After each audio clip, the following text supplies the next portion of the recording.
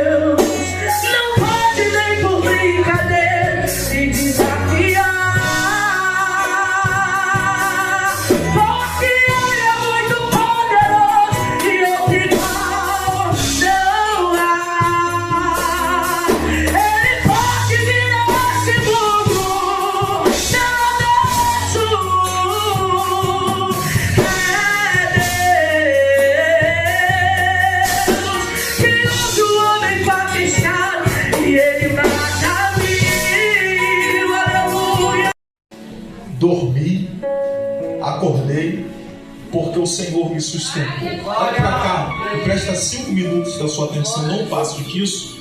Olha para cá.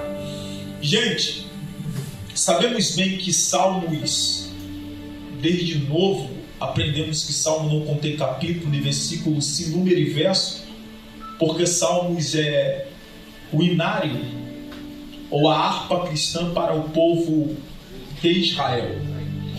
Todas as vezes que o povo iniciava-se uma reunião ou um culto dentro da sinagoga, se iniciava orando em forma de cântico, dos livros de Salmo. Salmo contém 150 canções, escrita por diversos autores, e quem mais vai escrever é Davi. Davi, por sua vez, ele escreve 73 canções, que quando as mulheres cantavam, Saul matou milhares, mas Davi seus 10 milhares estava por perto.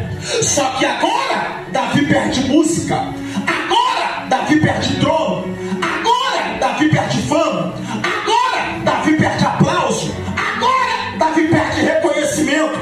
E o que ele faz? Ele se revela, mostrando para Davi: eu nunca fui amigo de você, e sim da fama que tu possui. Escuta, eu nunca fui amigo da sua pessoa, e sim da fama que tu possui. Então, para Deus mostrar para Davi o que estava encoberto, ele permitiu uma tragédia, para revelar para Davi que tem gente que não é amigo dele, e sim amigo do que ele possui. Vou de novo. Para Deus revelar para Davi a verdade, ele permitiu uma tragédia, para revelar para Davi que tem gente que não é amigo do que ele é, e sim amigo do que ele possui. Então isso me faz entender que nem todas tragédias é sinônimo de diabo. Tem coisas que é Deus permitindo acontecer, para tu entender que tem gente que não é amigo da tua pessoa, e sim amigo do carro que tu possui. Para você entender que tem gente que não é amigo da tua pessoa, e sim amigo do dinheiro que tu tem. Então não reclame se no caso Deus permitiu tu perder o carro, não reclame se Deus permitiu tu perder o dinheiro. É Deus querendo te mostrar, olha pra cá, é Deus querendo te mostrar que tem gente que não é amigo do que tu é, e sim amigo do que tu tem. Então Davi vivenciando isso tudo, olha o que Davi vai dar. Gente, se tem alguém, pastor Rogério, que tem tudo pra falar, tô de greve, hoje não canto mais, é Davi. Pastor Carlos, se tem alguém que tem tudo pra falar, tô de greve e hoje não pastoreio mais, é Davi. Só que olha o que Davi vai fazer no meio da decepção. O texto diz, Salmo de número 3, verso de número 5, olha a atitude de Davi: eu deitei e dormi, acordei, porque o Senhor me sustentou. Olha pra cá.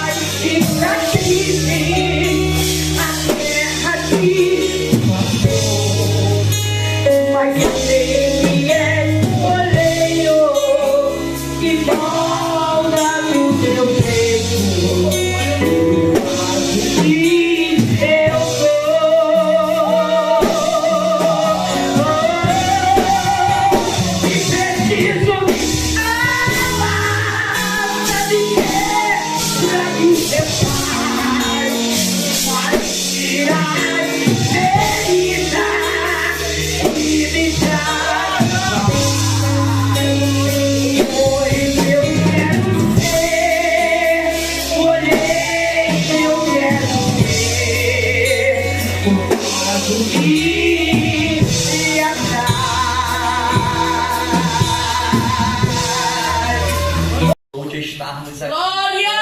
Eu já recebi de Deus, só de ver amigos aqui eu já recebi de Deus. Só de ver pastor Renato. Rapaz, quanto tempo. Pensa num cara que gosta de orar. Renato começa a orar 10 horas, termina 5 da manhã, 7. Glória a Deus, Deus abençoe sua vida.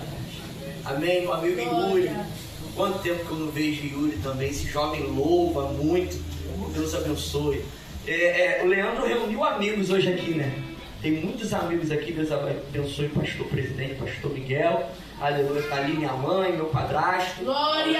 Glória a Deus. Eu vim lá de Jacarepaguá, irmão, glorificar com você aqui. Lá da cidade de Deus. Lá da CDD. Eu não tenho vergonha de dizer de onde que eu vim, não. Lá o negócio é terra boa, né? É de Deus, é terra boa. Ninguém morre à toa lá. Bem, irmão, Deus abençoe. Eu tenho uma palavra aqui que o Senhor nos deu. O nosso amigo pastor Leandro nos fez esse convite. Nós temos uma palavra da parte de Deus. Você que está com a sua Bíblia, abre o livro de Êxodo, capítulo 17. Quero externar esta palavra na noite desse dia, porque eu creio que hoje vai ser uma noite profética para nossa alma. Amém? Livro de Êxodo, capítulo 17, versículo de número 8. Deus abençoe Ezequiel, meu amigo. Mas esse cara aqui, a gente tem uma história. A gente não tinha muita coletividade, mas ele fazia parte da galera lá no Parque Lafayette, baile de corredor, meu Deus do céu, briga na porta de colégio.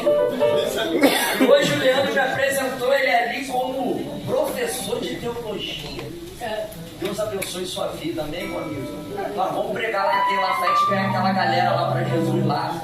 Amém? Deus abençoe, pastor Alex, meu amigo Tiago. Êxodo capítulo 17, verso 8, diz assim: Então veio Amaleque e pelejou contra Israel em Refidim. Por isso disse Moisés a Josué: Escolhe-nos homens e sai a peleja contra Amaleque. Amanhã eu estarei sobre o cume do alteiro, e a vara de Deus estará na minha mão. E fez Josué como Moisés lhe dissera, pelejando contra Amaleque. Mas Moisés e Arão e Hur subiram ao cume do alteiro. E acontecia que quando Moisés levantava sua mão, Israel prevalecia. Mas quando ele abaixava sua mão, Amaleque prevalecia. Porém as mãos de Moisés eram pesadas. Por isso tomaram uma pedra e puseram debaixo dele, para sentar-se sobre ela. E Arão e Hur sustentaram as suas mãos, um de um lado e outro do outro. Assim ficaram as suas mãos firmes, até que o sol se pôs. E assim Josué desfez Amaleque e o seu povo a fio da espada. Presta atenção aqui, por favor. Gente, esse texto que nós acabamos de ler, há uma guerra que está sendo travada entre Israel e os Amalequitas. Amaleque, rei dos Amalequitas. Israel ele está vindo de um trajeto de deserto. Só que no deserto Deus prepara pão, Deus prepara, aleluia, carne. Deus faz Moisés tocar na rocha e a rocha jorrar água. Isso tudo para poder manter o povo de pé, porque ninguém se mantém de pé com fome, muito menos com sede. No trajeto de deserto, podemos observar que há um cuidado divino sobre a vida dos israelitas.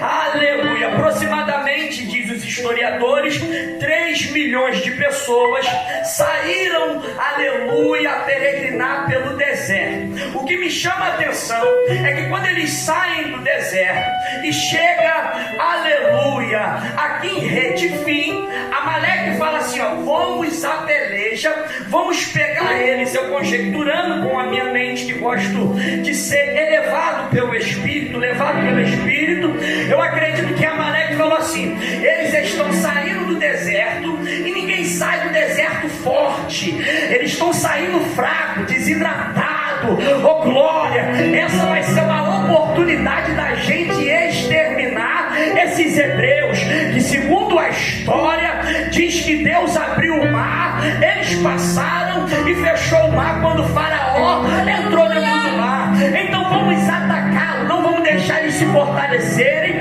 porque é um povo forte. Só que se você pegar a história dos hebreus agora, vai ver que eles não são bons com espada, Leandro, porque quando eles estão no Egito, eles trabalham na agricultura. Então eles são bons com o quê? Com enxada, com pá, com ancinho. Eles não são bons com espada. Só que Amaleque tem um exército treinado, um exército que está pronto para a guerra, para usar espada, para usar lança, para usar flecha, para usar o escudo. Numa batalha de mano a mano corpórea, eu acredito que os soldados de Amaleque levariam, aleluia, vantagem sobre os hebreus. E além disso, a estratégia de Amaleque era bem estudada. O que eles faziam? Mandava infantaria de soldados atacar pela frente, e quando os soldados, aleluia, que eles estavam confrontando estivessem um pouco debilitados, entrava mais um pouco de soldado por trás. Olha a ideia de Amaleque: vai soldados pela frente e depois vem soldados por trás para podermos cercar os hebreus. Moisés fala para Josué: Josué, seleciona homens para ir para a batalha. Se você prestar atenção, alguns historiadores dizem, aleluia, que aproximadamente 600 mil homens estavam ali juntamente com Moisés. Só que Moisés fala para Josué: seleciona os homens. Então não são os 600 mil que estão indo para a guerra, são homens selecionados, aleluia, porque ali tinha idoso, tinha pessoa ferida, tinha pessoa machucada, e esses idosos machucados, feridos, não conseguem, aleluia, ficar de frente para uma batalha. Então foi selecionado um pouco de soldados, de homens, para irem para a peleja. Moisés fala: enquanto você vai, eu subo, aleluia, você vai estar pelejando embaixo e eu vou estar lá em cima. Olha o que essa história linda nos revela e nos relata nesta noite, que enquanto o povo estava guerreando embaixo, Moisés estava em cima, e ele vê que os soldados cercou, pastor Alex. Ele tem que tomar uma atitude. E qual é a atitude de Moisés? Se ele não está lá no campo de batalha, lá embaixo, ele está em cima, ele começa a levantar as mãos para poder interceder pelo povo, porque ele entende que ali tem soldado, mas a vitória não vai vir pela mão de soldado, a vitória vai vir pela mão de Deus. Olha o que Deus está querendo nos ensinar nesta noite. Eu sei que tu está na prova, eu sei que tu está na peleja, mas a tua vitória não vai vir da parte da terra, a tua vitória ela vai vir da parte de cima.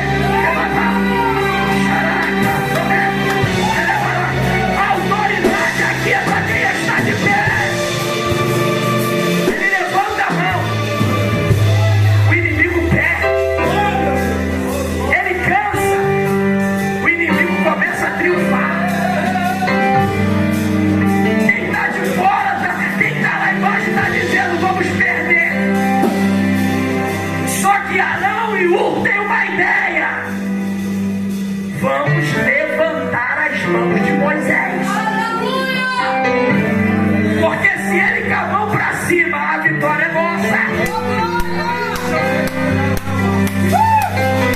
Eu vou entregar isso aqui. Pastor, eu sei que a autoridade de Deus está sobre a tua vida, mas o Senhor não é nada sem a intercessão da igreja. Sabe qual é o nosso problema? A gente quer deixar tudo nas costas do líder. Só que o líder necessita da intercessão da igreja. Gente, eu fiquei um ano sem rede social. Quando eu abri meu WhatsApp, meu Facebook e meu Instagram, eu recebi notícia de pastores que se mataram, que não aguentaram a guerra, que tomaram um golpe de Estado dentro da igreja. Na hora que o pastor está vivendo um conflito, tem que ter homens do lado dele levantando a mão dele para cima e dizendo: eu estou contigo nessa obra. Sabe o que foi Ezequiel falou que ele foi bem feliz? É porque no nosso sucesso, quando a gente está no sucesso, no auge, muita gente quer colar do nosso lado, mas tem dia que a gente cansa. E o cansaço nos faz querer ficar dentro do quarto. O cansaço faz a gente querer desligar o telefone, não querer atender mais a agenda. Isso é normal acontecer na tua vida, oh glória. Mas você tem que estar com homens do teu lado, igual Arão e Hur. Sabe qual é o problema dessa galera? É ficar botando do lado qualquer um, só porque canta e o remadece, só porque prega e a multidão gosta.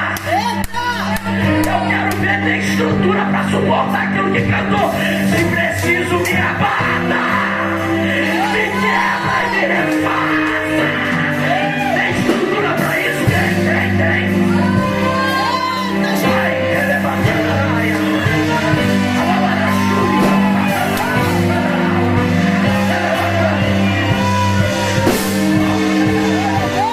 Olha Moisés, já vou encerrar. Apacentando as ovelhas do seu sogro Jetro no deserto, em cima do monte, ele tem uma visão. E qual é a visão? A sarça está pegando fogo. Só que ele não é atraído pelo fogo que a sarça tem. Ele é atraído pela estrutura que a árvore tem para suportar o fogo. Porque a árvore pega fogo no deserto é fácil. O que atrai a atenção de Moisés é a estrutura que ela... Opa, por que ela tem aquela estrutura ali? Por que ela queima e nos consome? É Deus nos ensinando nesta noite, no início de uma madrugada profética. O segredo não é o fogo que você produz, o segredo é a estrutura que você tem para suportar o fogo que desce. Finalizo. Andar com pessoas por causa do sucesso, porque joga uma palavra de efeito no Instagram e bomba. Assim, tem que andar com quem tem estrutura. Eita, Jesus! Porque vai ter dia que tu vai parar, querer parar, não quero mais. Só que quem está estruturado, coloca a mão, levanta, tu não vai parar. Essa prova não vai te matar. A vitória, ela não vai vir de baixo, a vitória, ela vai vir de cima. Nunca foi pelos homens, foi sempre por ele. Nunca foi pela terra, foi sempre pelos céus. E se os céus nesta noite marcou um encontro comigo e contigo, olha para esse crente e fala: se prepara. Não. Tá fraco. Tá fraca. A torcida do Flamengo tava lá em Miami gritando muito. Eu tô falando aqui para um povo que adora. Fala: se Deus te trouxe aqui, se prepara.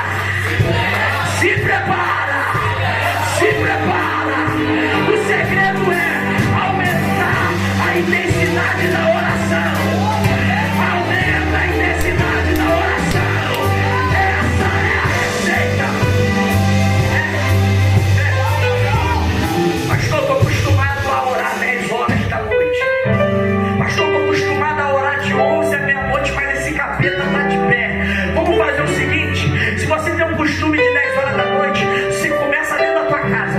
Aquele que habita no esconderijo do Altíssimo, a sombra do Onipotente descansará. Direi do Senhor: Ele é meu Deus, o meu refúgio, a minha fortaleza.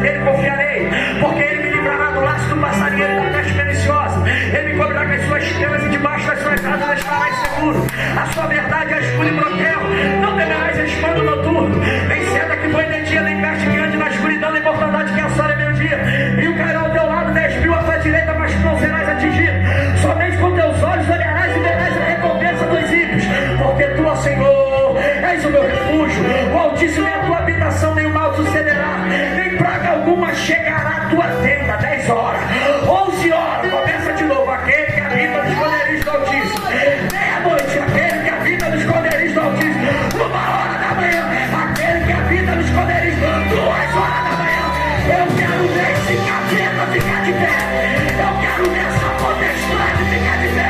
Eu quero ver essa tempestade resistir o poder da oração. Se tem crente que ora, se tem crente que vai aumentar a intensidade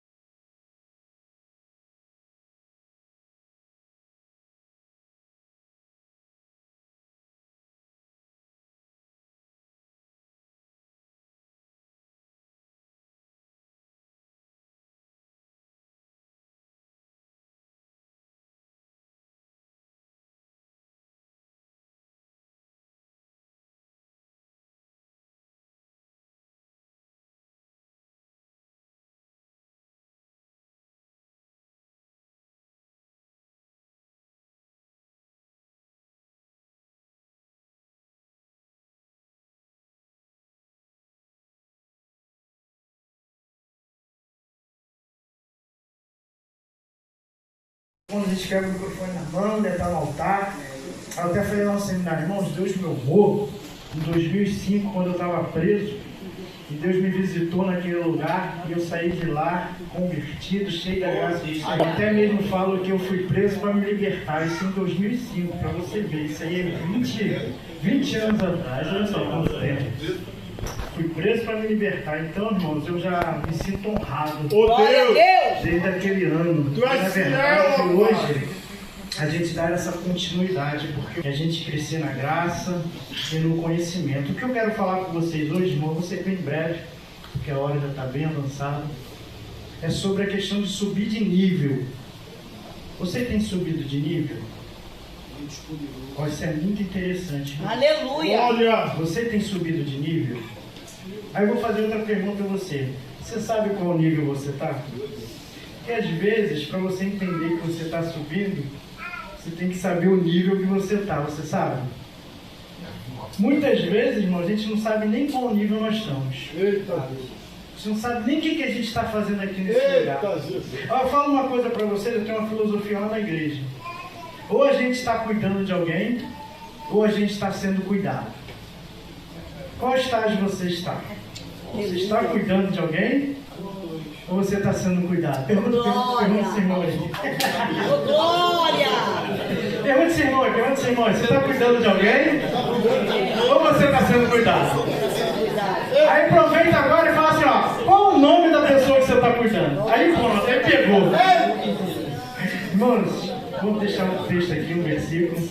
Aleluia! Está aqui no Evangelho de João, capítulo 1, verso de número 50. Tu estás aqui, e Senhor! 51. Perguntou aí, irmão? Você está cuidando de alguém? Ou você está sendo cuidado? Irmãos, por que eu falo isso? Isso daí nós temos que nos organizar, tanto em relação a qual nível nós estamos e o que nós estamos fazendo na igreja. Porque se você não estiver sendo cuidado, nem cuidando de alguém, agora você pergunta para ele, então o que você está fazendo aqui? Aleluia! Aleluia! Eita, Deus! O que você está fazendo aqui? Fala para mim. Ouvi sobre Davi, tu já ouviu. Sobre José também. Sobre Moisés também. Se não mudou, irmão, Eita, Jesus! tem algum problema. Aleluia. Está no lugar certo, fazendo a coisa certa, mas não está dando fruto. Vamos lá, gente. Mistério! Eita glória! Ó, João capítulo 1, versos 50 e 51. Jesus respondeu e disse-lhe: Por que te disse, vite debaixo da figueira, crês? Coisas maiores do que estas verás. E disse-lhe: na verdade, eu vos digo que daqui em diante vereis o céu aberto e os anjos de Deus subirem e descerem sobre o Filho do Homem. Irmãos, eu estou falando aqui para vocês que nós temos que subir de nível. Nós temos que começar a entender a importância da igreja. Você sabia que a igreja é a conexão do céu com a terra? Você sabia disso, irmãos? É muito interessante você saber, para quando você entender isso, você começar a valorizar o lugar onde você está. E quando a gente fala sobre subir de nível, nós temos que entender que até mesmo o Evangelho de Mateus, no capítulo 1 ao capítulo 2, a gente observa que ele apresenta ali a genealogia, depois o nascimento de Jesus, depois o nascimento de João Batista. A gente começa a observar uma crescente. No capítulo 4 de Mateus, a gente percebe que o Espírito do Senhor leva Jesus até o deserto. No capítulo 5 ele já começa ali o Sermão do Monte, e a gente vai percebendo essa crescente acerca de quê? No capítulo 1, quando começa a genealogia, para que eles possam perceber que a promessa de Deus que está lá em 2 Samuel capítulo 7 está sendo cumprida. Eles tinham que entender, irmãos, que aquilo que Deus ele promete, ele cumpre. Você entendeu? Eles tinham que entender, irmãos, que tudo aquilo que eles estavam vivendo, passando, iria se cessar, porque se Deus prometeu, ele cumpre. Logo no capítulo 5 ele começa o Sermão do Monte. Para quê? Para que aqueles homens comecem a entender quem Jesus é e aquilo que Jesus ele veio fazer.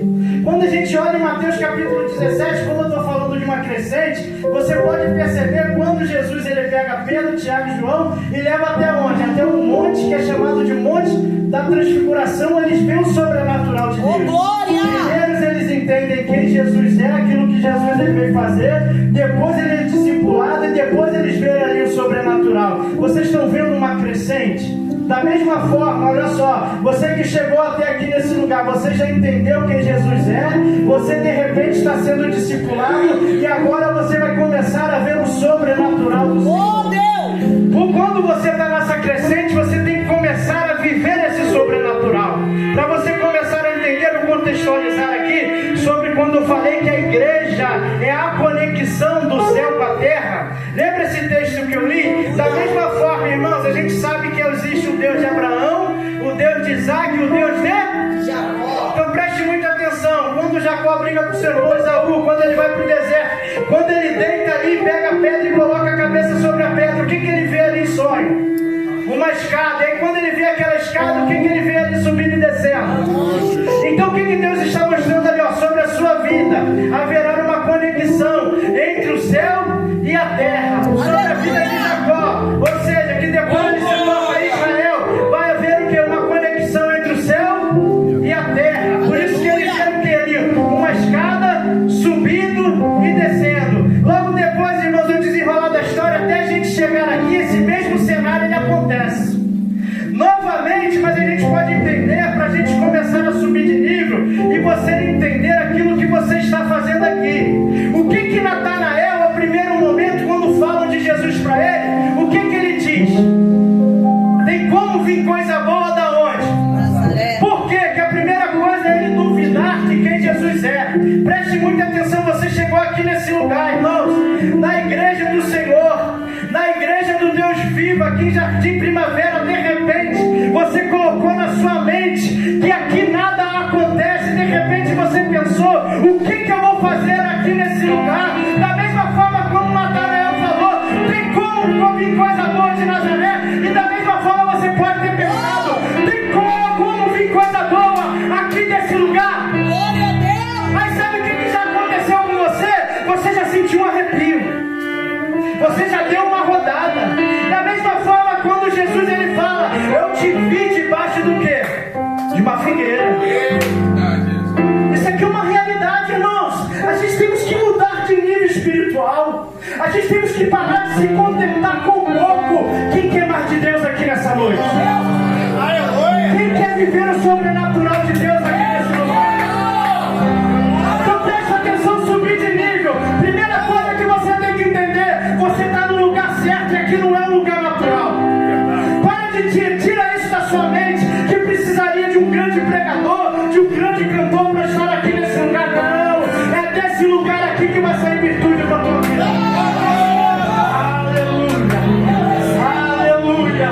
Irmãos, o negócio vai melhorar, você vai ver. Sabe por quê? Porque tu está começando a se levantar, tu está começando a subir de nível. Quando Jesus ele fala, eu te vi debaixo da figueira, ele fala, é tu mesmo. Aí ele fala, opa, só porque eu falei isso, tu está crendo? Glória a Deus. Irmãos, aquilo que o olho não viu, aquilo que o ouvido não ouviu, é aquilo que Deus tem preparado para mim e para você. Lembra que eu falei para vocês que a igreja é a conexão do céu com a terra? Irmãos, quando a igreja se reúne, o céu ele se abre aqui nesse lugar. E eu vou te explicar. Lembra quando Jesus ele falou para Pedro, Pedro, tu és pedra, sobre essa pedra edificarei a minha igreja, te darei a chave, tudo aquilo que tu ligares na terra está ligado aonde? No céu.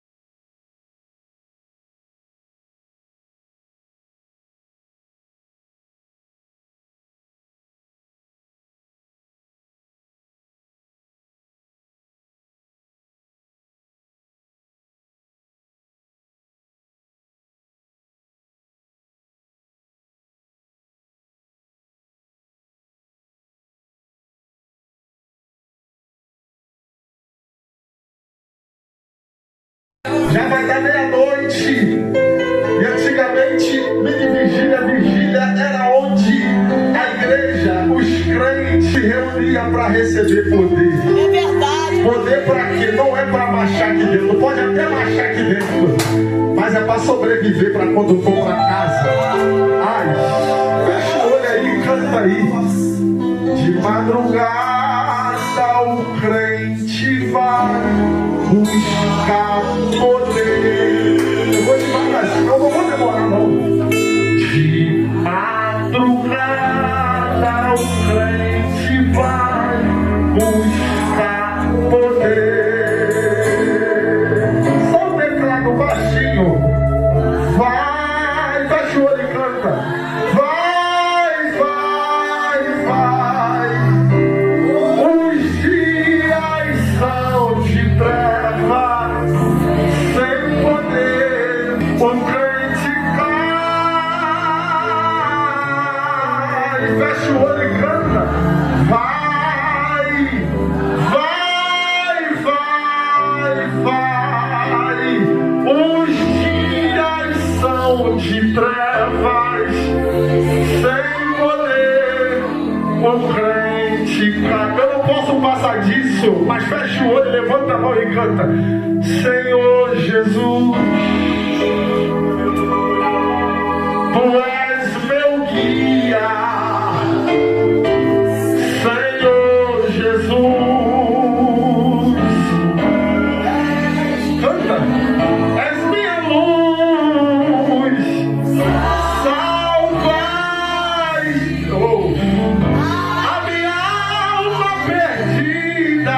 Canta aí que Jeová vai te dando óleo para tu levar para casa.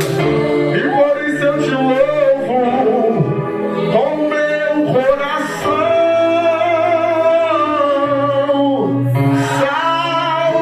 Salvaste, olha aí, a minha alma perdida.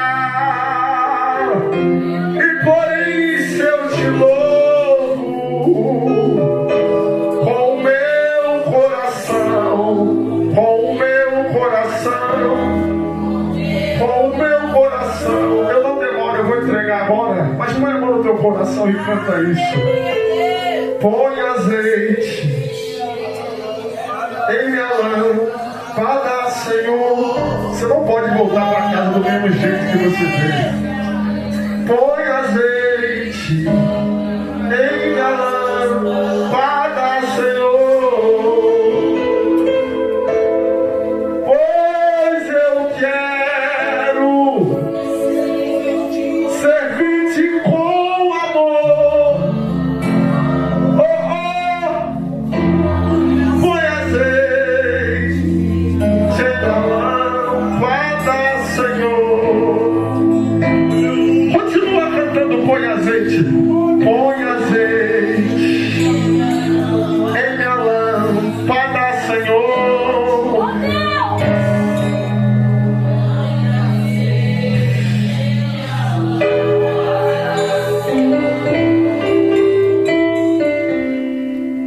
Pois eu quero servir-te com amor.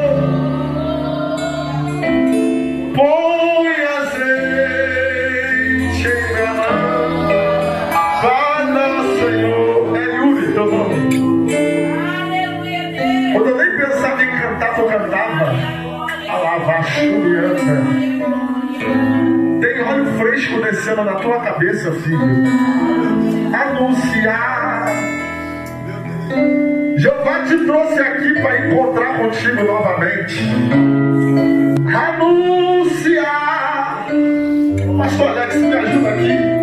A nome comandria. Tem um demônio para tombar na tua vida aqui nessa terra.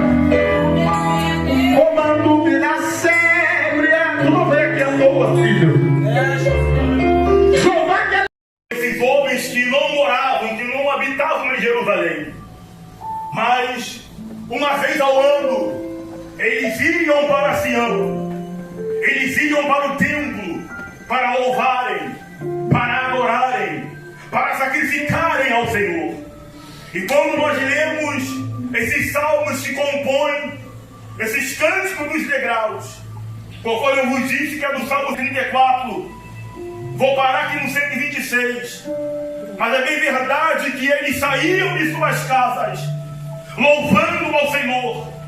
Eles pegavam o seu instrumento de adoração, e no Salmo de número 120, na medida que eles caminhavam para o templo, eles louvavam ao Senhor, dizendo: na minha aflição, clamei ao Senhor, e Ele me ouviu.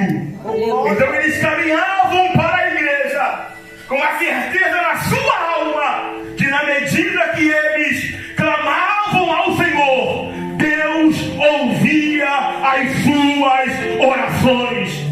Eu quero já incentivar alguém a continuar orando, porque o Deus desta igreja, Ele está ouvindo a sua oração.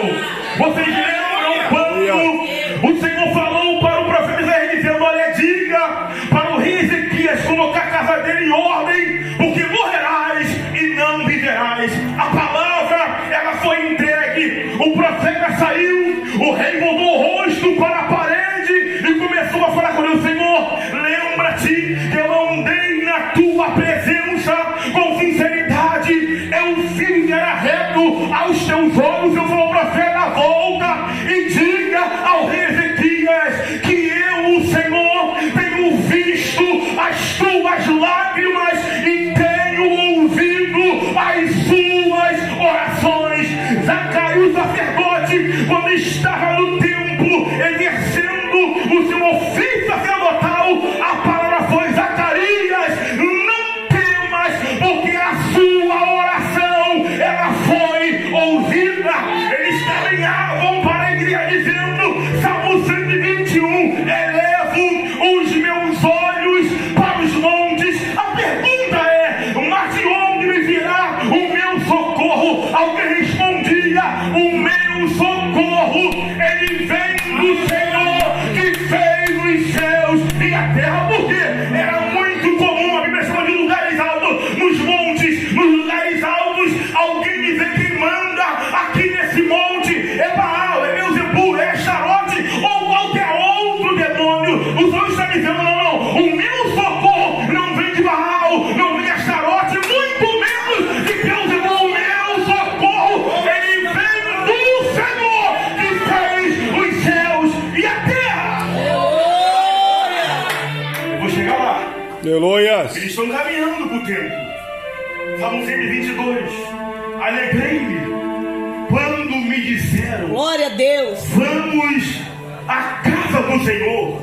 Meu pastor, a alegria deles se externava só pelo fato de alguém falar: vamos à casa do Senhor. Eu fico imaginando como que era o culto, meu pastor, quando eles chegavam em Jerusalém, quando eles chegavam em Sião, quando eles chegavam na igreja. E Deus está dizendo para alguém: tem alegria para a tua alma, tem alegria para a tua vida. Eles continuavam na caminhada dizendo ao Senhor que habita nas alturas: eu elevo os meus olhos. Apesar dos perigos que tinha na caminhada, no trajeto, no percurso, alguém vai dizendo: eu estou elevando os meus olhos para o Senhor. Tem luta, mas eu olho para o Senhor. Tem prova, mas eu olho para o Senhor. Tem traição, mas eu olho para o Senhor. Tem pedrada, mas eu olho para o Senhor. Tem enfermidade, mas eu olho para o Senhor. Eu lembro quando Jonafá estava cercado, diz a Bíblia, Jonafá orando, falou: Senhor, os nossos olhos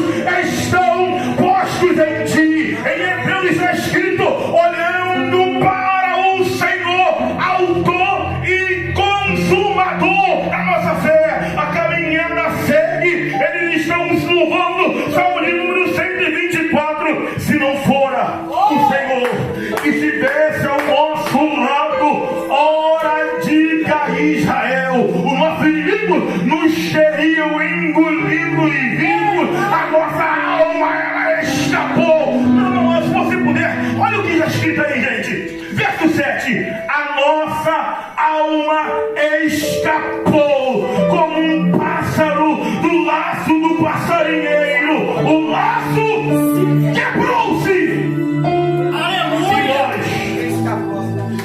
escapamos. Obrigado.